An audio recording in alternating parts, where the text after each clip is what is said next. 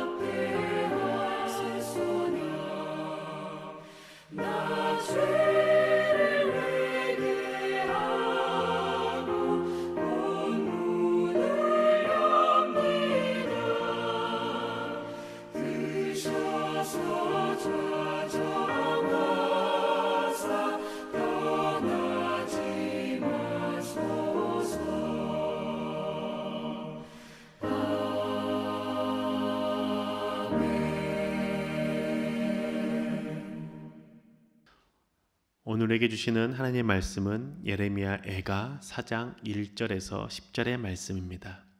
함께 합독하시겠습니다. 슬프다. 어찌 그리 금이 빛을 잃고 순금이 변질하였으며 성소의 돌들이 거리 어기마다 쏟아졌는고. 순금에 비할 만큼 보배로운 시온의 아들들이 어찌 그리 토기장이가 만든 질항아리 같이 여김이 되었는고. 들깨들도 젖을 주어 그들의 새끼를 먹이나 딸 내 백성은 잔인하여 마치 광야의 타조 같도다. 젖먹이가 목말라서 혀가 입천장에 붙으며 어린아이들이 떡을 구하나 떼어줄 사람이 없도다. 맛있는 음식을 먹던 자들이 외롭게 거리거리에 있으며 이전에는 붉은 옷을 입고 자라난 자들이 이제는 거름더미를 안았도다. 전에 소돔이 사람의 손을 대지 아니하였는데도 순식간에 무너지더니 이제는 딸 내 백성의 죄가 소돔의 죄악보다 무겁도다. 전에는 존귀한 자들의 몸이 눈보다 깨끗하고 젖보다 희며 산호들보다 붉어 그들의 윤택함이 갈아서 빛낸 청옥 같더니 이제는 그들의 얼굴이 숯보다 검고 그들의 가죽이 뼈들에 붙어 막대기 같이 말랐으니 어느 거리에서든지 알아볼 사람이 없도다. 칼에 죽은 자들이 줄여 죽은 자들보다 나음은 토지소산이 끊어짐으로 그들은 찔림 받은 자들처럼 점점 쇠약하여 가미로다. 딸 내 백성이 멸망할 때 자비로운 부녀들이 자기들의 손으로 자기들의 자녀들을 삶아 먹었도다. 아멘. 참 좋으신 하나님의 사랑과 인자하심이 예배하고 기도하는 자리에 나오신 성도님의 삶에 가득하시길 주의 이름으로 축복합니다. 사람은 누구나 어두운 면이 있습니다. 악한 마음과 생각이 자리를 잡을 때가 있는 것이죠. 하나님께서 우리 안에 가끔씩 올라오는 이 악한 생각과 마음들을 각자의 머리 위에 영상으로 띄우신다면, 홀로그램으로 띄우신다면 그 어느 누구도 자신의 있는 방에서 나올 사람이 없을 겁니다. 왜냐하면 우리 안에 누구나 악한 생각과 마음들이 가끔씩 불쑥불쑥 올라올 수 있기 때문이죠. 그런데 우리가 왜 이렇게 악한 마음과 생각이 올라오게 되는 걸까요? 그 이유를 오늘 말씀을 통해서 함께 살펴보고자 합니다. 오늘 말씀은 예루살렘 성전이 파괴되고 남유다가 멸망당한 상태에 대한 모습을 그리고 있습니다. 예루살렘이 멸망당했다는 것은 하나님께서 예루살렘 성전을 떠났다라는 것을 의미합니다. 우리가 에스겔 말씀을 읽을 때 에스겔 10장에 보면 하나님의 영이 예루살렘 성전을 떠나는 환상을 본 것을 우리는 알 수 있습니다. 백성들의 죄악 때문에 하나님의 말씀에 불순종하는 그 죄악 때문에 하나님께서 진노하셨고 하나님의 영이 예루살렘 성전을 떠났던 것이죠. 그리고 예루살렘을 멸하시기로 하신 겁니다. 멸망당한 이스라엘 백성들을 보면서 예레미야가 기록한 말씀이 오늘 우리가 읽은 예레미야 애가 4장의 말씀입니다. 하나님의 영이 떠나고 예루살렘 성전이 파괴되고 나라가 망하자 백성들의 존재가 변했습니다. 하나님의 영이 임했을 때, 함께 하셨을 때는 순금과 같은 존재들이었지만 하나님의 영이 떠나자 마치 돌덩이 같은 질그릇 같은 존재가 되었다라고 고백하죠. 4장 1절과 2절의 말씀입니다. 슬프다. 어찌 그리 금이 빛을 잃고 순금이 변질하였으며 성소의 돌들이 거리 어기마다 쏟아졌는고. 순금에 비할 만큼 보배로운 시온의 아들들이 어찌 그리 토기장이가 만든 질항아리 같이 여김이 되었는고. 아멘. 변하지 않는 것이 순금입니다. 그 변하지 않는 순금이 변질되어서 돌같이 되었다라고 말하죠. 이스라엘 백성들은 자신들이 변하지 않는 순금이라고 생각했습니다. 멸망당하지 않고 영원히 빛나는 존재라고 믿었던 것이죠. 그런데 그러한 생각은 교만이었고 자만이었습니다. 그들이 빛을 내는 순금일 수 있었던 것은 하나님의 영이 그들과 함께 하셨기 때문입니다. 그들의 존재가 특별했기 때문이 아니라 하나님이 함께 하셨기 때문에 그들의 존재가 특별하게 빛났던 순금과 같은 존재였던 것이죠. 그런데 그 하나님의 영이 떠난 후에는 그 어느 누구도 귀하게 여기지 않는 돌덩어리가 되고 진흙과 같이 되었다라고 말씀합니다. 이스라엘 백성들은 하나님 없이는 순금과 같은 존재가 될 수 없다라는 사실을 깨달았다면 죄악을 행하지 않고 하나님을 붙잡는 삶을 살았을 것입니다. 그런데 그들은 하나님을 외면했고 하나님의 말씀을 떠났으며 죄악 가운데 살았습니다. 그래서 이스라엘이 멸망했던 것이고 하나님의 영이 떠났던 것이죠. 예레미야가 3장 39절과 45, 46절의 말씀을 제가 읽어드리겠습니다. 살아있는 사람은 자기 죄들 때문에 벌을 받나니 어찌 원망하랴. 우리를 문 나라 가운데에서 쓰레기와 폐물로 삼으셨으므로 우리의 모든 원수들이 우리를 향하여 그들의 입을 크게 벌렸나이다. 아멘. 순금과 같았던 이스라엘 백성들이 길거리에 돌처럼 변하고 폐물처럼 여김을 받는 이유, 죄 때문이라는 것이죠. 죄로 인해서 하나님의 영이 떠나자 자신의 존재가 비참하고 쓸모없는 존재처럼 변질된 겁니다. 하나님의 영이 함께 할 때만이 자신들이 순금과 같은 존재라는 사실을 기억했다면 그들은 죄악에서 떠나 하나님께서 죄악에 머물지 않도록 말씀하실 때 순종하고 하나님께 돌아갔을 겁니다. 하지만 그들은 하나님께 선택받은 백성이라는 생각 때문에 영원히 순금과 같은 존재라고 믿었고, 그 생각이, 그 교만함이, 그 자만함이 그들을 죄악 가운데 살게 했던 것이죠. 하나님의 영이 떠난 자는 자신의 존재의 가치만 변화되는 것이 아닙니다. 하나님의 영이 떠난 사람은 주변 사람들을 대하는 태도 또한 변하게 되죠. 다른 사람을 존귀하게 여기지 않습니다. 다른 사람의 아픔을 공감하거나 위로하지 않습니다.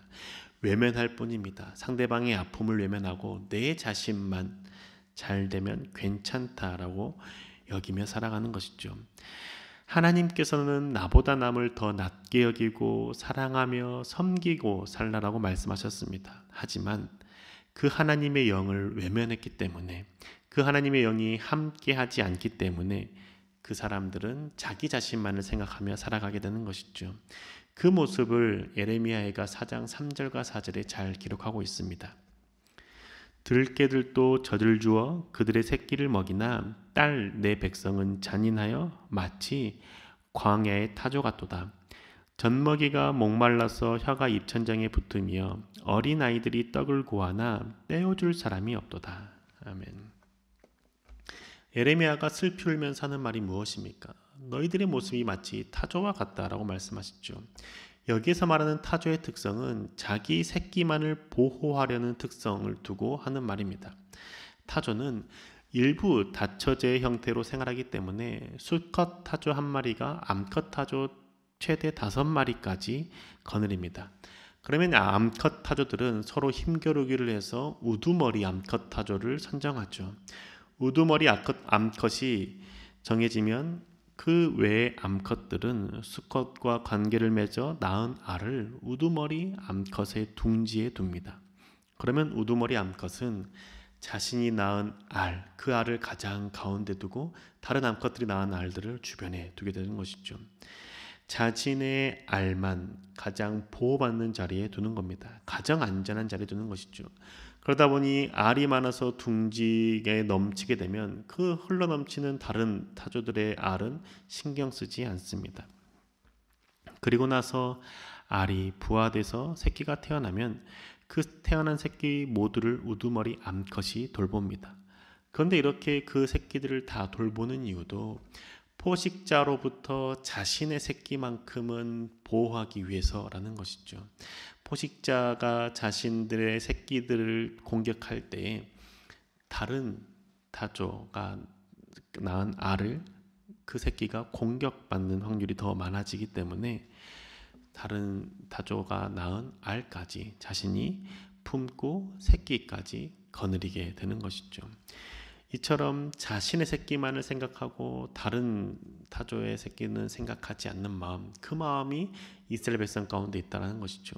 그 마음이 심지어 어떻게 나타나냐면 젖먹이 아이가 목말라서 배가 고파 젖동량을 원하는데도 불구하고 어느 누구도 먹이지 않는다는 것이죠. 하나님의 영이 떠난 상태의 이스라엘 백성들의 모습이 이처럼 악해졌다는 겁니다. 내가 편한 것이 최우선이고 내 마음에 드는 대로만 행동하는 것이, 자기 자신의 안전만을 지키는 것이 최우선이 되었다라는 것이죠. 그래서 다른 사람들이 얼마나 아파하는지, 자기로 인해서 다른 사람들이 얼마나 큰 고통 가운데 있는지는 신경 쓰지 않습니다. 나만 괜찮으면 된다라고 여기는 것이죠. 그런데 이처럼 여기며 살아가는 삶의 모습도 결국에는 자신이 가장 소중하게 여겼던 자기 자식마저도 잡아먹는 악행을 행한다라고 예레미야 성경은 얘기하고 있습니다. 4장 10절의 말씀, 세번역 성경을 읽어드리겠습니다. 내 백성의 도성이 망할 때에 자애로운 어머니들이 제 손으로 자식들을 삶아서 먹었다. 예루살렘 성이 포위당하고 먹을 것이 없는 그때에 결국 하나님의 백성인 자들이 자신의 자녀들을 삶아 먹기까지 했다는 것이죠. 자신의 살을 내어주어서 자녀에게 먹이는 것도 끔찍하지만 자신의 자녀를 죽여서 먹는 것은 더 끔찍한 행위입니다. 나만 살면 되고 나만 아프지 않고 피해 입지 않으면 된다라고 하는 그 생각이 결국에는 10달 동안 배 아파 낳은 아이를 잡아먹는 지경에 이르는 것이죠. 굶주림에 자신의 아이를 삶아먹는 어머니도 자신이 이처럼 악한 행위를 할 것에 대해서는 상상하지도 못했을 겁니다. 그런데 자신이 궁지에 몰리자 자신이 소중하게 여기는 그 자식까지 삶아서 먹게 되는 것이죠. 자녀를 살리는 것을 선택하는 것이 아니라 내가 사는 것을 선택하는 악을 행하게 된다는 겁니다. 왜 이처럼 자기중심의 삶을 살아가게 되는 것일까요? 계속 누차 말씀드렸듯이 하나님의 영이 떠났기 때문입니다. 하나님의 영을 소유하지 못했기 때문인 것이죠. 하나님의 영을 소유한 사람은 절대로 자기중심의 삶을 살아가지 않습니다. 그렇게 살 수가 없습니다. 왜냐하면 하나님은 죄인이었던 우리를 살리시기 위해서 자신의 독생자를 십자가에 내어주셨기 때문입니다. 하나님과 원수되었던 우리를 살리시기 위해서 자식을 내어주는 하나님의 그 영을 소유한 사람이 어찌 자기 자신만을 생각하며 살아갈 수 있겠습니까? 지금 내가 내 자신의 안녕과 평안과 기쁨만을 위해 살아가고 있다면 나는 지금 하나님의 영을 소유하지 않은 자의 삶을 살고 있다는 것입니다. 하나님을 믿기 때문에, 하나님을 믿는 자이기 때문에 스스로 하나님의 영을 소유하고 있다라고 생각할 수 있지만 하나님의 영을 전혀 의식하지 않고 살아가고 있기 때문에 내 자신만을 위해서 선택하고 다른 사람의 아픔과 슬픔에 대해서 공감하지 못하고 이해하지 못한다는 것이죠. 사랑하는 가족들을 위해서 내가 조금 더 수고하고 희생하지 못한다면, 그리고 가족 구성원들이 나의 기분과 나의 생각대로만 움직여주기를 바란다면 여전히 나는 하나님을 생각하지 못하고 하나님의 영과 상관없는 자의 삶을 살고 있는 겁니다. 내 주변 사람들이 아파하고 힘들어하고 있는 상황 가운데 그들을 모른 척하고 외면하고 있다라면 나는 하나님을 믿는다라고 하면서도 하나님을 믿지 않는 자처럼 살아가고 있는 것이죠. 심지어 아파하는 사람이, 고통스러워하는 사람이 나에게 상처 준 사람, 나에게 아픔을 준 사람일지라도 그 사람의 아픔을 위로하거나 돌보지 않는다면 나는 하나님을 믿는다라고 하면서 하나님을 믿지 않는 자처럼 살아가고 있다는 겁니다. 그리고 또 하나, 지금 내 모습이 너무 초라해 보인다고, 가치 없게 여긴다라고 생각한다면 그것 또한 하나님의 영을 떠난 자의 모습입니다. 하나님의 영이 떠난 예루살렘 백성들이 순금과 같은 존재였지만 돌과 같은 존재로 변했다는 것을 우리는 생각해야 된다는 것이죠. 그들에게 있어서 변화된 것은 단 하나입니다. 하나님의 영이 있었다, 사라진 것. 함께 하시는 하나님께서 이제는 떠났다라는 것만 변했다는 것이죠. 하나님의 영이 있을 때는 순금이지만 하나님의 영이 떠났을 때는 돌매 같은 존재라는 겁니다. 내 마음이 너무 우울하고 내 자신이 쓸모없는 존재처럼 여겨질 때 내가 지금 하나님과 함께하고 있나를 돌이켜 봐야 한다는 겁니다. 내가 하나님을 신뢰하고 있나?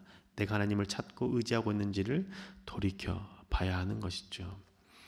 사랑하는 여러분, 내 안에 악한 생각과 마음이 불쑥불쑥 튀어나올 수 있습니다. 그런데 그 악한 마음을 붙잡고 있지 맙시다. 악한 생각과 마음은 내 자신만을 생각하는 마음이고 다른 사람의 아픔과 어려움을 외면하는 생각입니다. 이러한 마음이 있을 때 그 마음을 붙잡고 있는다라면 결국 나는 하나님의 영을 외면하는 자의 삶, 내 중심의 삶을 살아가고 있다는 것을 생각해야 됩니다. 하나님을 믿는다고 하면서 하나님과 상관없는 삶을 살아가고 있다는 증거가 바로 내 중심으로 살아가고 있는 삶이라는 것이죠. 가족을 위해 수고와 희생하기보다도 가족이 내 마음과 상황을 알아주지 않는 것에 슬퍼한다면, 그리고 나에게 맞춰주기만을 바란다라면 나는 하나님의 영을 의지하지 않고 하나님과 함께하는 삶을 살지 않고 있다는 것을 기억합시다.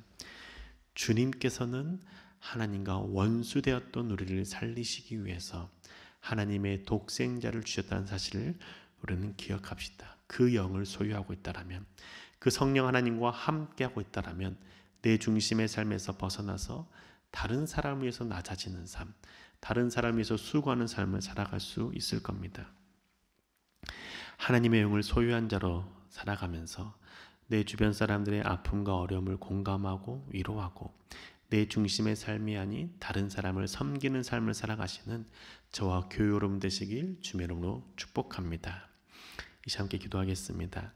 사랑의 주님, 우리 가운데 함께 하시는 주님의 그 은혜에 감사를 드립니다. 하나님을 사랑하는 자가 되길 소망하고 하나님과 동행하는 자가 되길 소망합니다. 주님, 그 주님의 영을 소유한 자의 삶의 모습은 내 중심의 삶을 사는 것이 아니라 다른 사람을 위로하고 돌보는 것, 또한 내 자신의 수고를 통해 다른 사람을 섬기는 것에 있음을 고백하오니 주님, 우리의 마음과 우리의 생각이 주를 붙잡게 해주시고 주의 말씀과 동행할 수 있도록 좀 축복하여 주시옵소서. 그래서 즐거운 명절을 보낸 오늘 주님, 혹시나 내 중심으로 살아갔던 모습들이 있었다면, 내 편안만을 추구했던 모습들이 있었다면 회개케 해주시고, 용서를 구해야 될 사람이 있다면 용서를 구할 수 있는 용기 또한 허락하여 주시옵소서. 언제나 우리의 삶 가운데 역사하시고 함께 하시는 우리 주 예수 그리스도 이름으로 기도합니다. 아멘. 하늘에 계신 우리 아버지여, 이름이 거룩히 여김을 받으시오며 나라의 마옵시며 뜻이 하늘에서 이룬 것 같이 땅에서 이루어지이다. 오늘날 우리에게 일용할 양식을 주옵시고, 우리가 우리에게 죄 지은 자를 사하여 준 것 같이 우리 죄를 사하여 주옵시고, 우리를 시험에 들게 하지 마옵시고 다만 악에서 구하옵소서. 대개 나라와 권세와 영광이 아버지께 영원히 있사옵나이다. 아멘.